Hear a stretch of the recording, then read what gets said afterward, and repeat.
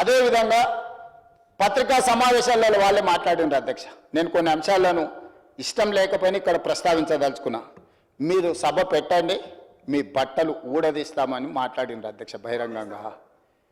ఆ తర్వాత చంద్రశేఖరరావు గారు మీ తోలు తీస్తామని కూడా మాట్లాడడం జరిగింది అధ్యక్ష.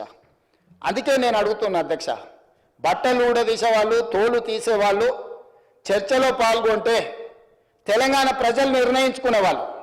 ఎవరు బట్టలని తెలంగాణ ప్రజలు ఊడదీస్తారో, ఎవరు తోలు ఎవరు తీస్తారో 4 కోట్ల తెలంగాణ ప్రజలు ఈరోజు వాస్తవ పరిస్థితులను ఈరోజు చర్చకు జరిగేది ఉండేది అధ్యక్ష. అందుకే నేను ఒకే మాట చెప్పదలుచుకున్నా అధ్యక్ష. ఈరోజు ఈ చర్చల సారాంశం వారు వచ్చినా రాకపోయినా, వారి చర్చలో పాల్గొనకపోయినా తెలంగాణ సమాజానికి భవిష్యత్ తరాలకు కొన్ని వివరాలను అందించాల్సిన బాధ్యత ఈ సభ మీద ఉన్నది అధ్యక్ష.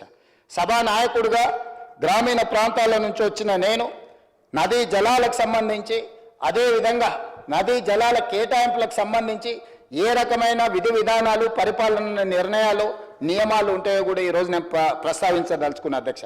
అధ్యక్ష, ఎక్కడైనా తెలంగాణ రాష్ట్రం ముఖ్యంగా కృష్ణా నది, గోదావరి నదుల మధ్యలో ఉన్న ప్రాంతమే తెలంగాణ. నీళ్ల కోసమే కొట్లాడిన ప్రాంతం, నీళ్ల కోసం నీటి యుద్ధాలు జరిగిన ప్రాంతాలు, చరిత్రలు మనం చూసినాం. ఆనాడు రామ్జీ గోండ్ కానీ, కొమరం భీముడు కానీ జల్ జమీన్ జంగల్ అనే ఒక నినాదాన్ని తీసుకొని నీళ్ల కోసం, భూమి కోసం పోరాటాలు జరిగిన చరిత్ర మనం చూసినాం అధ్యక్ష.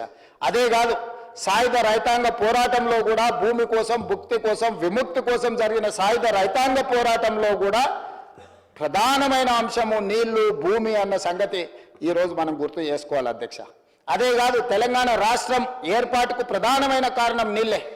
కృష్ణానదిలో మనకు రావాల్సిన వాటా మన ప్రాంతంలో నిర్మించాల్సిన ప్రాజెక్టులు నిర్మించకపోవడం వల్ల ఇక్కడి ప్రాంత రైతాంగం ఏకోన్ముఖమై ఇక మాకు ఉమ్మడి రాష్ట్రంలో న్యాయం జరగదు, ప్రత్యేక రాష్ట్రంలోనే మా నీటి హక్కులను కాపాడుకోగలుగుతాము అని చెప్పి నిర్ణయించి ఒక పక్కన కృష్ణానది, ఇంకొక పక్కన గోదావరి నది మధ్యలో ఉన్న తెలంగాణ ప్రాంతము 4 కోట్ల ప్రజలు ఈనాడు ఏకమై తెలంగాణ రాష్ట్రం కోసం కొట్లాడినరు.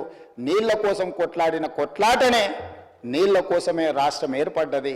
ఆ నీళ్ల కోసం ఏర్పడ్డ రాష్ట్రానికి మొట్టమొదటి ముఖ్యమంత్రిగా చంద్రశేఖరరావు గారు ముఖ్యమంత్రి బాధ్యత తీసుకున్నారు అధ్యక్ష. అధ్యక్ష, కృష్ణానది మహారాష్ట్రలో పుట్టి కర్ణాటక దాటి ఆనాటి ఉమ్మడి ఆంధ్రప్రదేశ్కు ప్రవాహం ఉండేది అధ్యక్ష. ఆ కృష్ణానది ప్రధానంగా నీటి కేటాయింపులు, నీటి అనుమతులు లేకపోతే నిర్వహణకు 3 రకాల విధానాలతోని పరిపాలన జరుగుతున్నది అధ్యక్ష. డాక్టర్ బాబాసాహెబ్ అంబేద్కర్ అందించిన మన రాజ్యాంగము నీటి కేటాయింపుల కోసం ట్రిబ్యునల్స్ని ఏర్పాటు చేసింది అధ్యక్ష. నీటి ప్రాజెక్టుల అనుమతుల కోసం సెంట్రల్ వాటర్ కమిషన్ CWCని ఏర్పాటు చేసింది అధ్యక్ష. అదేవిధంగా ఆంధ్రప్రదేశ్, తెలంగాణ రాష్ట్రం విడిపోయినప్పుడు కేంద్ర ప్రభుత్వం ఆనాడు Krishna river management board, Godavari river management board అంటే 3 విధానాలు నీళ్ళకు సంబంధించిన దాంట్లో నీటి కేటాయింపుల కోసం సమస్యలు ఉంటే నీటి కేటాయింపులను చేసేది ట్రిబ్యునల్. మొట్టమొదటి ట్రిబ్యునల్ 1976లో బచావత్ ట్రిబ్యునల్ని ఏర్పాటు చేయడం జరిగింది అధ్యక్ష. బచావత్ ట్రిబ్యునల్ కృష్ణానది నీటి మీద ఏర్పాటు చేస్తే ఆనాడు బచావత్ ట్రిబ్యునల్ మహారాష్ట్రకు 560 TMCలు, మహారాష్ట్రకి 585 TMCలు, కర్ణాటకకి 734 TMCలు, ఆనాటి ఉమ్మడి ఆంధ్రప్రదేశానికి 811 TMCలు, మొత్తంగా 2130 TMCల నీళ్లను 3 రాష్ట్రాలకు బచావత్ ట్రిబ్యునల్ 1976లో కేటాయించడం జరిగింది అధ్యక్ష.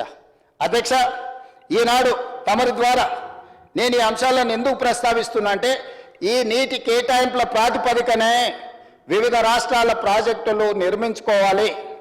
ఈ నీటి కేటాయింపులే ఏ విధంగా లెక్క తీసుకున్నారంటే 75% డిపెండబిలిటీ అంటే 4 సంవత్సరాల వర్షాలను 3 సంవత్సరాలు వచ్చిన నీటిని పరిగణలోకి తీసుకొని, అంటే 4 సంవత్సరాల వర్షాలు 100% అనుకుంటే 3 సంవత్సరాలు అత్యధికంగా వచ్చిన వర్షాన్ని అంచనా వేసి ఇది నీరు అందుబాటులో ఉన్నది, ఇందులో నీళ్లను కేటాయిస్తున్నామని చెప్పి మహారాష్ట్రకు 585, కర్ణాటకకి 734, ఉమ్మడి ఆంధ్రప్రదేశ్కి 811 టీఎంసీలు, టోటల్గా 2130 టీఎంసీల నీటిని బచావత్ ట్రిబ్యునల్ మొట్టమొదటి అవార్డు ప్రకటించి ఈ రాష్ట్రాలు ఏ విధంగా వాడుకోవాలనో గంపగుత్తగా కేటాయించింది.